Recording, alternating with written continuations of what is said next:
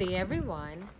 This is our property number 74, huge farmlet for sale located here in Barangay Madilay-Dilay, Tanay Rizal. A titled property with a total area of 4.3 hectares. And for your information po, patay na po ang isang owner na nasa titulo. Dito po sa barangay road na ito, 4x4 vehicles lamang po or DT na motor ang pwede pong makadaan hanggang sa property na po yun. Malapit lang naman po, nasa 2 to 3 minutes drive lang po siya. Ito po ang talagang nakatalagang barangay road na papunta po sa lupa.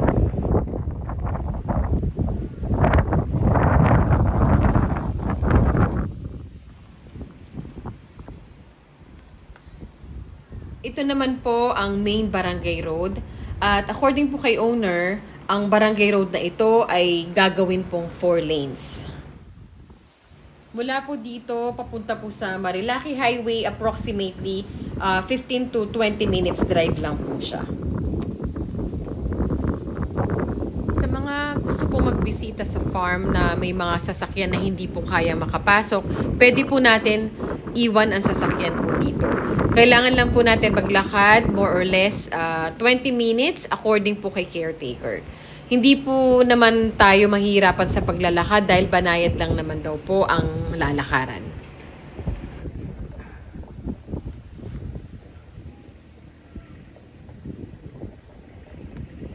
Sa pagbisita po natin sa lupa ay maganda po na mainit ang panahon dahil pag maulan po baka mahirapan po tayo sa paglalakad.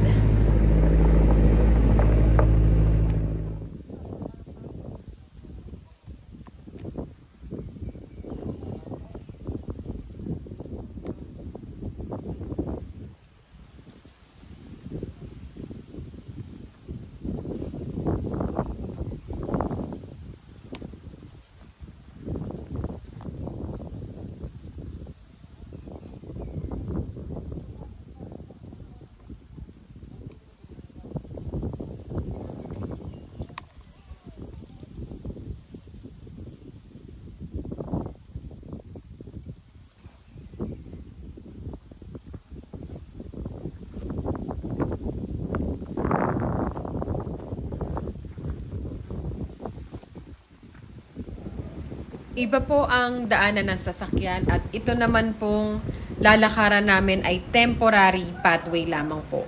Daanan lang po ito ng mga tao na papunta po sa mga lupa nila. Doon po kasi sa dinadaanan ng mga sasakyan ay medyo mahihirapan po tayo maglakad dahil may mga malalalim po na lupa doon gawa ng mga nadaanan po siya ng mga 4x4 vehicles.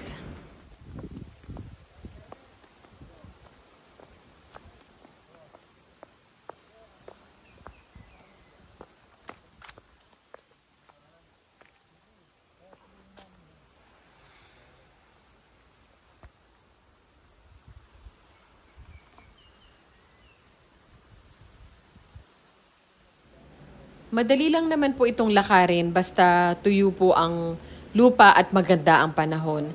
Sa mga magvi-visit po ng property, maganda po na lagi po tayong handa, magbaon po tayo ng bota at payong, cup in case na bigla pong umulan.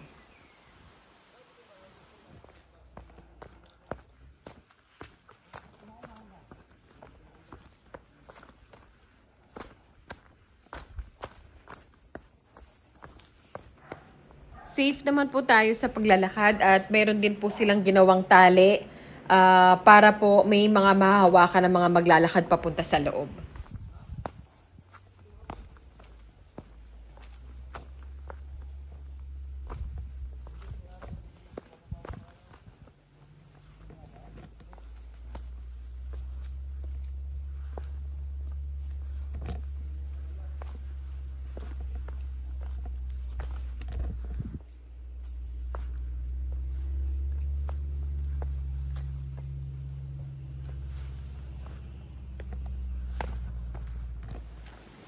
May pathway naman siya kaya madaling lakaran.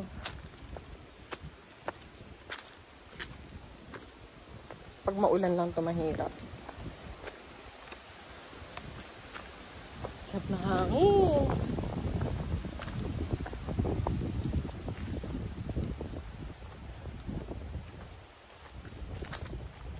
Kuya, ito pong nilalakaran natin, hindi ito ang bubuksan na daan, 'di ba?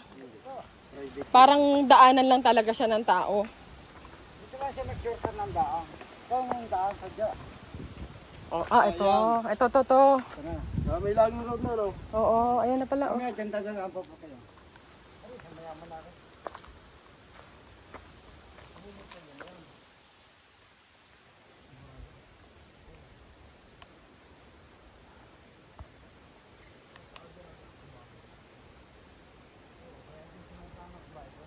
Dito po ang tagusan na pinakita ko kanina na daanan po ng 4x4 or DT motor. Makikita po natin na malalim ang lubog ng lupa, pero makakadaan po talaga dito ang 4x4 vehicles at DT na motor.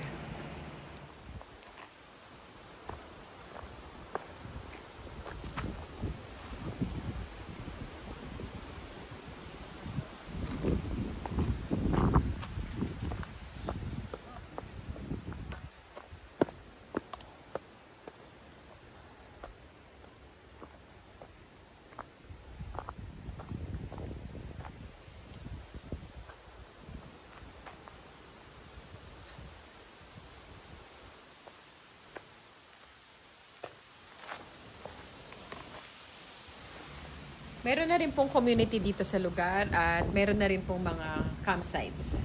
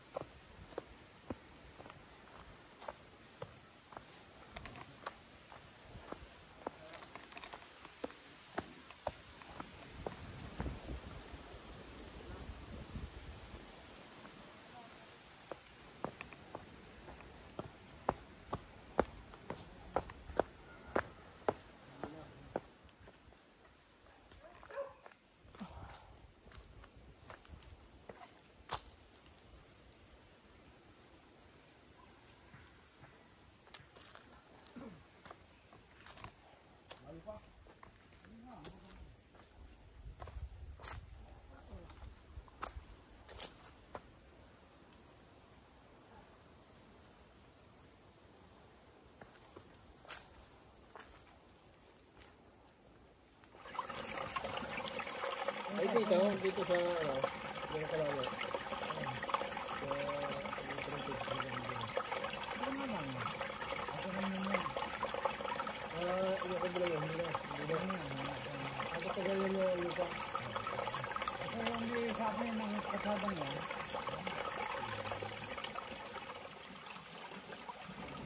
Nandito na po tayo ngayon sa 4.3 hectares farm for sale here in Tanay Rizal.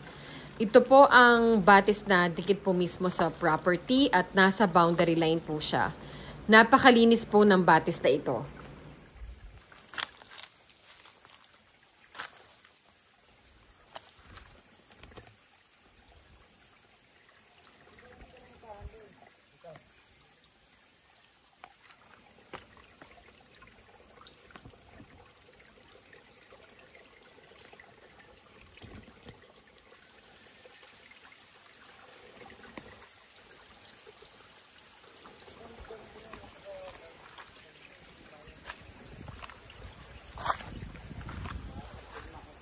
Ito naman po ang barangay road na sinasabi ko po kanina na pwede po makapasok ang 4x4 vehicles. May malawak po na frontage po ang property dito sa barangay road na ito.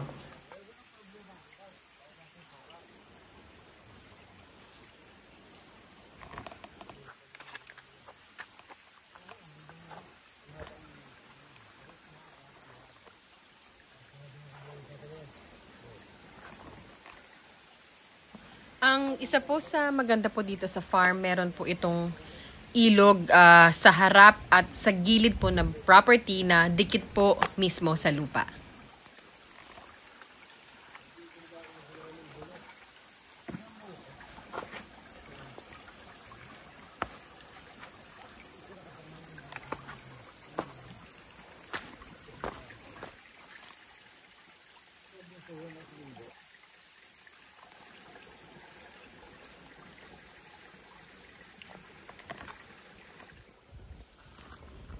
Pagdating ko po dito sa property, ang una ko pong napansin ay ang half-century-old na puno na ito.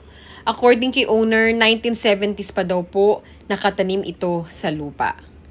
Makikita po natin yan sa malalaking ugat niya at katawan na matagal na po talaga itong puno na ito.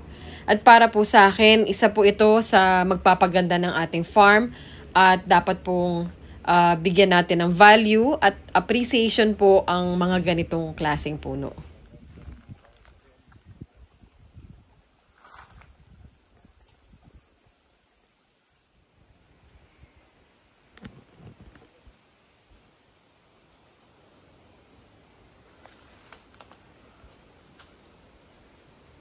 Makikita po natin na mga kasalukuyang tanim po dito sa lupa o maraming mga tanim ay mga punong kahoy lamang po.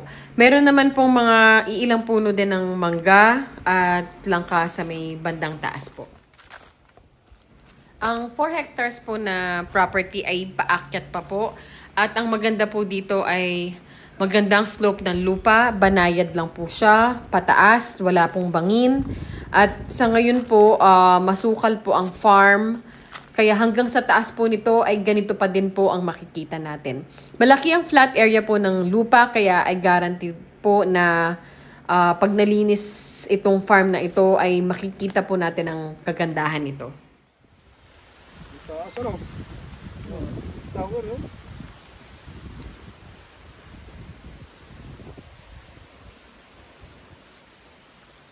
Dito po sa itaas ng property, isa po ito sa makikita natin na view.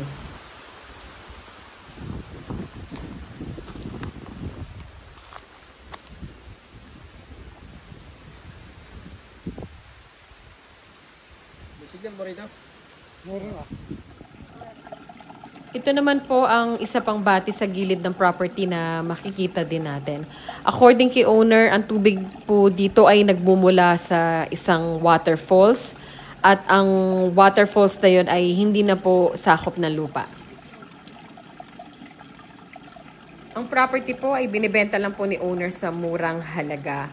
Maganda po itong investment dahil alam po natin na mabilis mag-appreciate ang value ng lupa. Sa mga hesitant po sa pagbili ng lupa na patay po ang owner, do not worry po, I will assist naman po sa pag-ayos ng transfer ng title at I will make sure na tamang proseso po ang gagawin natin sa bilihan.